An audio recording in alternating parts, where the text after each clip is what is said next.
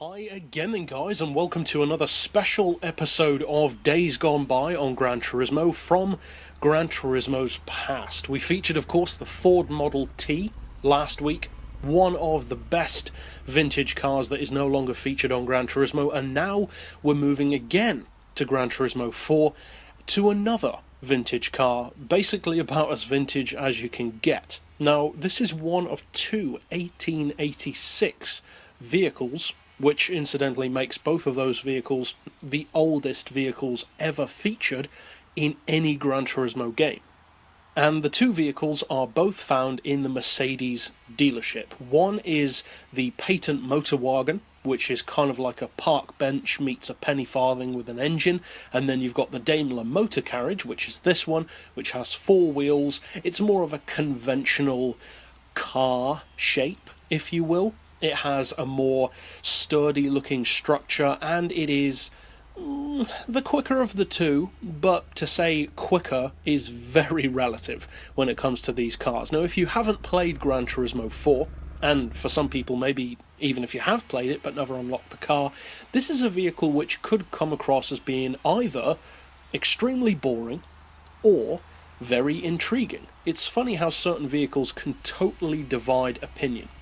And I would say that this car does just that, along with the Patent Motorwagen as well. Now, we will be featuring the Patent Motorwagen in a couple of weeks' time, but for now, we're just covering the Daimler Motor Carriage.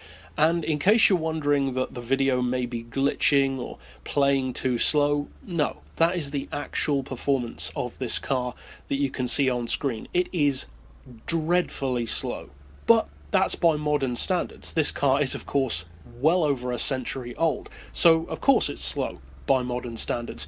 It's still quicker than walking though, so that's not bad. Now, the engine in this particular vehicle is a 462cc. It's naturally aspirated, as you'd expect, and it's a single cylinder. Now, the kind of power that you're going to get from such a primitive engine is never going to be great. It's 1 horsepower. It's not great. But that 1 horsepower arrives at only 650 RPM, which potentially means that it could be maybe a monster off the line. No, of course it's not. It's extremely slow. The top speed is around 12 miles per hour, and if you redline it, you drop down to around 8-ish. But if you do maintain careful throttle control, you can keep the car up around 12 miles per hour, and interestingly the car does actually have a 2-speed gearbox, which is kind of ironic. It doesn't exactly need that, or so you wouldn't think. Now, the car is lightweight. It doesn't necessarily look that lightweight. It looks like it could be quite a densely packed vehicle. Maybe it's made of solid metal throughout. But it actually only weighs 290 kilos, which makes it one of the lightest cars ever to be featured on Gran Turismo. That is a little bit heavier than the Patent Motorwagen, which again we'll cover in the future, but still, that's not heavy. Less than 300 kilos is not bad at all. And when you combine a weight of 290 kilos with that mighty single stallion of horsepower, you're producing some pretty incredible horsepower per tonne. 3.45 horsepower per tonne. What a monster. And you thought the Ford Model T was bad. Now, as far as performance goes, obviously it's not the kind of car that you buy to win any races. The only race that this car could win is against the Patent Motorwagen. Nobody is running that kind of race. Now, I'm sure some people actually have done that kind of race using split-screen 2-player setups, but most people don't.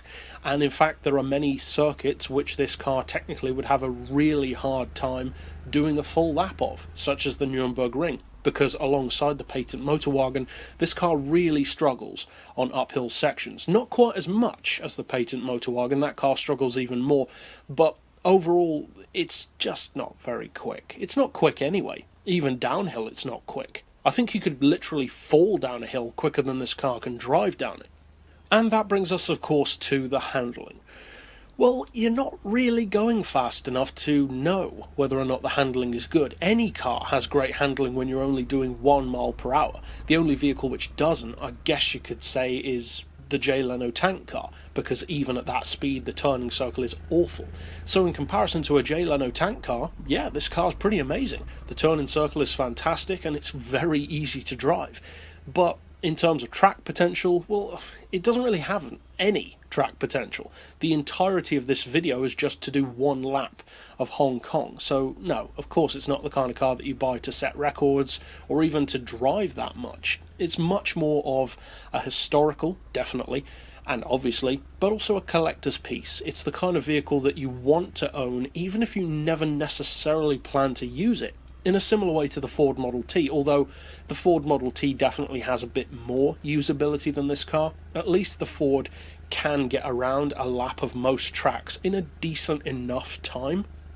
Whereas these two vehicles, they're just so slow that literally any track in the game, even a quarter-mile drag, takes ages to complete.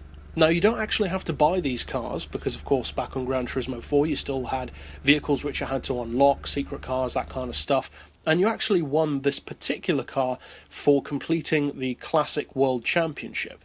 So it's not a ridiculously difficult car to win. And I believe I'm right in saying that more people own this vehicle and also the patent Motorwagen than own the Ford Model T, because of course for the Ford Model T you had to get all gold in the special licenses, or use a cheat disc, which is what I may or may not have done, and many people haven't done that, whereas winning the Classic Championship isn't that difficult in comparison. Overall, it's a car which I would definitely recommend trying to win. It's not all that difficult to do. At the end of the day, you've got to do the races to complete the game anyway, so if you're going to do it anyway, you might as well win an interesting car. As a collector's piece, this car is incredible. It makes a fantastic collector's piece, and if this car, along with the patent Motorwagen, were still on Gran Turismo, I would happily pay 20, 30, even 50 million credits for this car. I know that's ridiculous, it's totally insane, and of course, I'd barely ever use it. But that's not what it's about. It's about just the historical significance that both cars have, and of course it's just so fun to own such a beautifully pointless car by modern standards, because back in the day it wasn't pointless at all. In fact, it was very important. But overall, if you do play Gran Turismo 4 and haven't won the car yet, I would, as I said, recommend checking it out. And as I said before as well, we will be featuring the patent Motorwagen, the more wooden version, in about 2 episodes time. We'll be featuring another Gran Turismo 4 returning special vehicle next week, and then the patent Motorwagen after that. But for now, that's it for this review overall, and I'll see you guys next time. But for now, as always, thanks for watching.